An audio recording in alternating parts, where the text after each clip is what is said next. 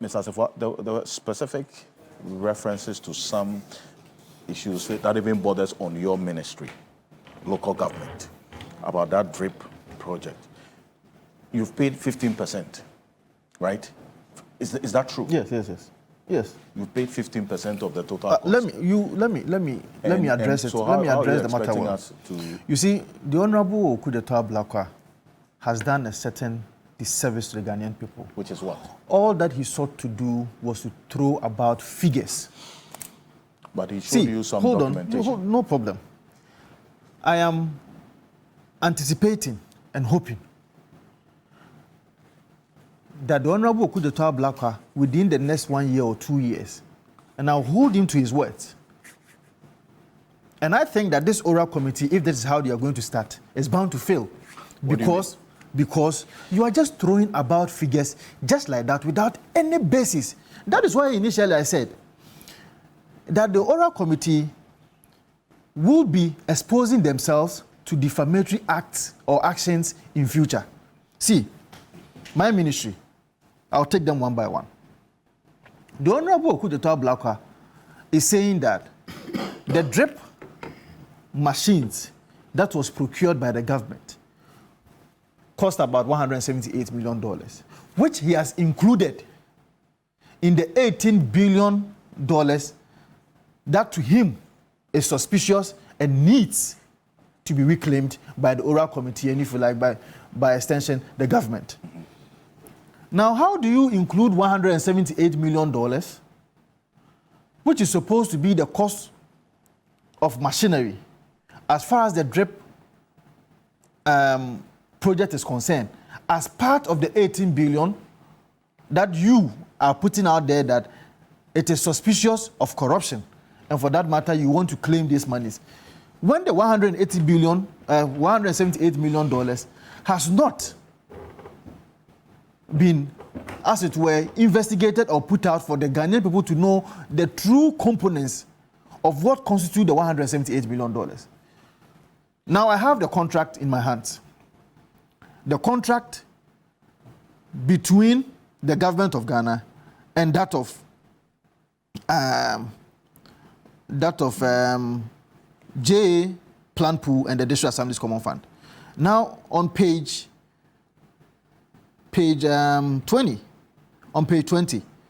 it details the true component of what constitutes the $178 million. Number one, tipper track equipment was labeled as $78,000. Today, let your cameraman go to companies like Zonda, all these companies who sell some of these machines, and go and ask how much a tipper track costs.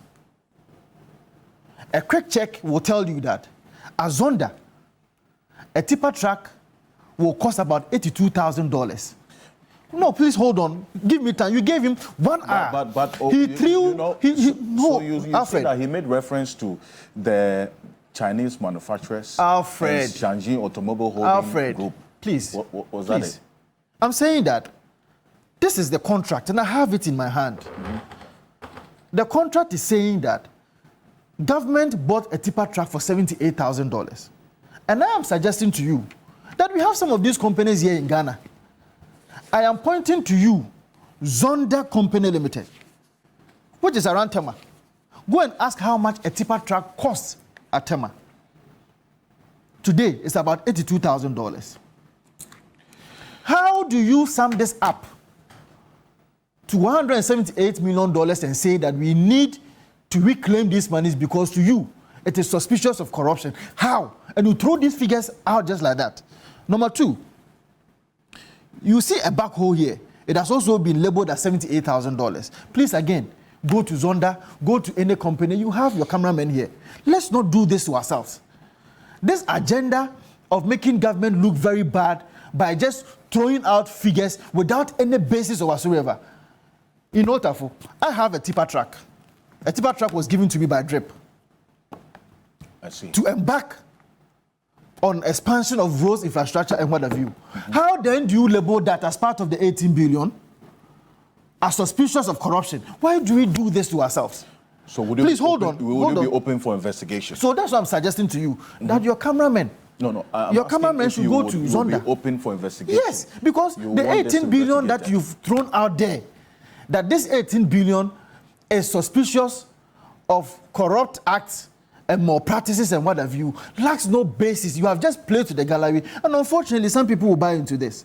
And that is why I'm hurt that you yourself could not even ask him very cogent question for him to explain why you are throwing some of these figures out. Number 3, water tanker, $84,000. Please go to Zonda again. Go to some of these Chinese companies across. How much is a water tanker? This is what constitutes the $178 million. Please, let's not do this to ourselves. And that is why I'm saying that the committee is bound to fail because ab initio, they are just doing politics with everything.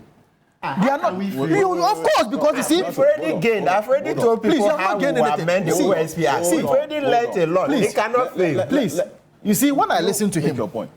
He made a comment that the tenure of this oral committee ends as soon as a new AG is sworn in. Yes. Please, are you saying that Ghanaians cannot also participate in any future or anticipated corrupt practices under this new government?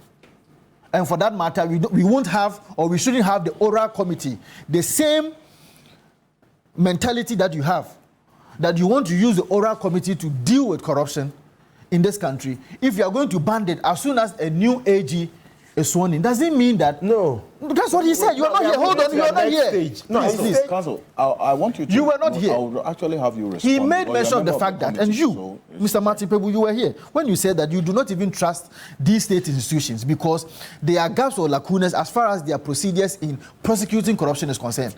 Are you saying that right after you end the tenure of the oral committee, it means that those gaps has been filled or what? Please, you are playing to the gallery. You should stop this. It is not right. I just saw in the presentation that the Honorable Okujeto presented to us. I saw Madam Gifty. Me, I was the National Service President of National Service persons across the country in 2013. The Honorable Eduoji Tamaklo was here. We met in court a number of times around NASPA elections and all that. At the time, the Honorable Okujeto Ablakwa was the Deputy Minister of Education, having a direct supervision and superintendent over the actions and inactions of the National Service as an agency of the Ministry of Education. What happened during his time? I was there. I was part of it. The ghost names that engulfed the National Service list. You had ghost names in that time? Of course. And that's what I'm saying, that I was the National Service President that he, Okujeto Ablakwa. Hold on. Which specific case of the ghost names are you talking about? Oh, you're not aware. Give us details, that particular year. When some of these directors have been prosecuted? No, that particular year. I am saying that in 2015 or 2014, when I was the National Service President for NASPA, that was when news broke about ghost names in the National Service payroll. And the Honorable Okujeto Ablakwa was the Deputy Minister of Education at the time, having direct supervision over the activities of National Service. At the time, it was over 300,000 people. Today, you are just making an allegation against an innocent soul, in my estimation, because there has not been any prosecution and conviction thereof.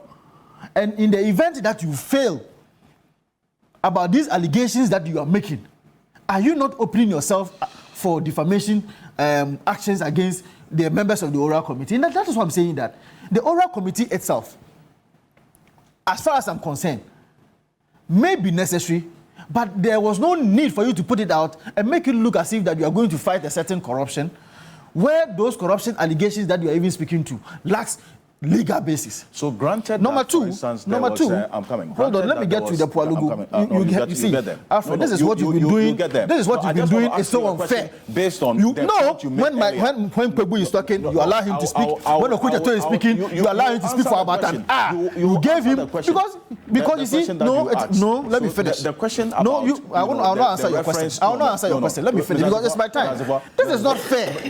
You allow them to speak. Is the show for them? Hold on. Is the show for the NDC? Hold on.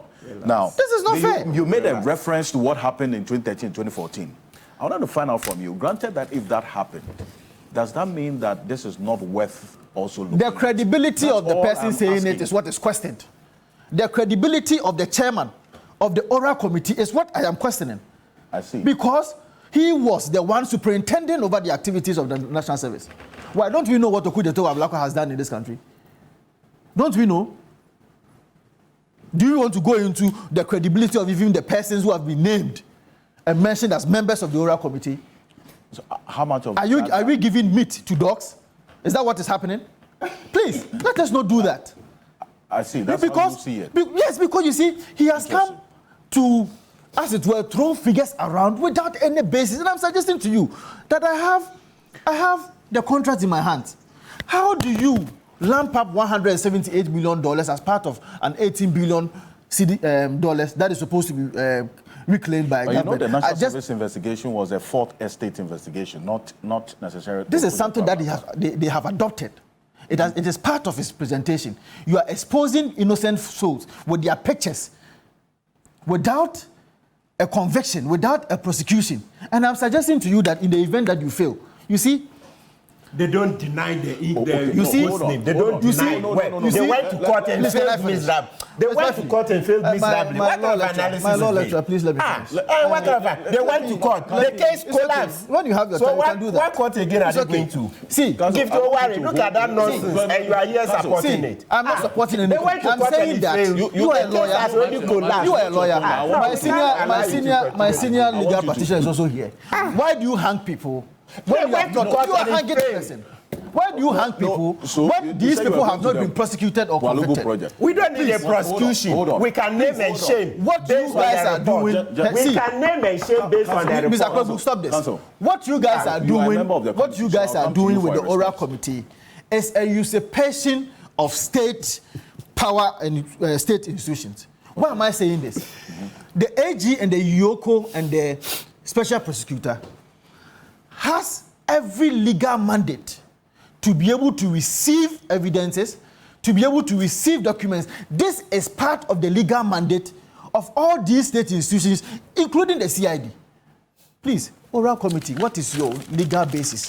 What is your basis for usurping state institutions as far as their mandates and powers are concerned? I'll come back to the Pualugu project. I was in Parliament when the Public Accounts Committee raised this on the floor of Parliament. Okay. I was sitting with one of the committee members who failed to catch the eye of the speaker. What the committee member told me was that, why? When you see a plane land and we say that we spent $11 million, can that be enough conclusive justification, for Christ's sake, for us to say that because you've seen a plane land there, it is corrupt malpractices or corrupt act? Let's not do that. Let's not do that. Compensations can be made even when you are clearing the land. Let us not do that. This is not fair. This is what you people have been doing for the past 2-3 years, hang people with corrupt acts without necessarily pointing to the exact things that have really happened. Please, the fact that there's a plain land means that it is flouted with corruption, just like that, without knowing what really constitutes the $11 million. Okay. So demolition. Can you say that if you want to if you want to demolish a project or a building, and make sure that you pay compensations, those things that don't cost, we have to take our time and make sure that what constitutes the $11 million is explained to us as Ghanaians before we can hang people. But does it not again, Cecilia Dapa, you will talk on the she Cecilia mentioned, bit. You allowed Okujeto to speak for like an hour. Mm-hmm. Okujeto is saying that we found $1 million under the bed of... Is it a fact or he's saying? Please. So because of that, that is corruption. Because of that. But what do you think? Why do you point in that direction? The rule is that if you find money that is beyond somebody's income straight, that is what I'm saying. You are headed in that direction. This committee is bound to fail because you are just playing to the gallery. You are playing to the gallery and you are doing politics with everything. Today, if you come to Parliament, everything has been politics. The NDC has had this as their stock in trade for the past 4 years. And unfortunately, they've won the minds of some Ghanaians. Why is it that we come to Parliament, there's another paper? Another paper which did not suddenly arise for the past 3 months, that we know that the components or the line items of the other paper says that we are supposed to deal with 1D, 1F. We are supposed to deal with tax exemptions. We are supposed to deal with loans. We are supposed to deal with the approval of justices. And somebody comes to Parliament and tells you that because now we won an election, you are not the leader of government business. You have the minority side with the support of the speaker now dictating to majority side as to what should be taken on the floor of Parliament. Please, let's not do this. But Mr. Assafuah, don't you think that it's actually an indictment on the intelligence of Ghanaians to say that the NDC put out just the politics of it, and people believed it and voted them into power? Please, am I not giving you basis? See, no, Drip, hold on. So are you saying that Ghanaians are that gullible? Please, listen to, please don't put words in my mouth. No. I have just shown you. I have just shown you a contract and its terms. These are things that Okujeto started long ago. I have seen. I received a letter from the Honorable Mahama Ayariga. I was copied as a Deputy Minister for Local Government when he was triggering the Right to Information Act, seeking for the amount of money that was used for the purchase of these machines. Now, we supplied these contracts. And we supplied the line items as to what constitutes the $178 million. How do you see, it is senseless for you to add $178 million as part of the $18 billion that is supposed to be reclaimed in their own estimation. It's not fair. Let's not treat people like this. Because you're a member of Parliament. Let's not smear the integrities and reputations of people just because you want to, as it were, win the hearts of Ghanaian people. Just without any basis at all. You don't do that. So when this matter of the president's travels came up in Parliament, because that's one of the issues you mentioned, when the question was asked about how much, not the president's travel schedule or the route, how much it is costing us, and we did not get those answers and the details of the cost to the taxpayer, did it not concern you, or for you, it was okay that that information was escalated to national high-level security status? Please, when there are questions that are asked on the floor of Parliament, sometimes you give enough time for the sector minister who is responsible, but this one's for or the institution that is responsible. You know what you do on the floor of the House if you think that questions of such nature has not been answered to. No, but the answer was given. This one, I'm telling you the answer that was given. So you were not satisfied with the answer? No, were you satisfied? No, I'm asking you, but were you satisfied? No, I was not satisfied. That's what I'm asking you. You were in Parliament. Were you satisfied? Were you also satisfied? Look, I have you see, let's not do that. You see, everything that we are doing, I was not satisfied. If you are not satisfied, what do you do as a Ghanaian? I've challenged it through my MP. That's why you are there. Or you didn't Alfred, ask the question. All that I'm trying to say, listen to me, all that I'm trying to say, I am a Ghanaian, first and foremost. I am a young man. The cry of the people, especially young men and young women in this country, is of utmost concern to me. My party, if it engages in acts of corruption, is not something that I am going to support. It's not something that I am ever going to support. Right. But let's be very cautious of how we deal with some of these issues, so that we don't dent reputations of persons, we don't dent reputations of people without any basis. Because when you are unable to substantiate it, maybe in the words of Mr. Martin Kpebu, let's name and shame. It is part of the remedies. You name and you shame without any legal basis. When you are unable to substantiate it, at the time you have named and shamed and you have created an impression that there was a corrupt act without in the basis. Let's not do that. I want Mr. Martin Kpebu, the Honorable Okujeto Ablakwa and the NDC to engage, or if you like, work on the path of fighting corruption. We will support them. But they should be able to do so without necessarily hurting integrities and reputation. Because today, it is the NPP. It can be you tomorrow.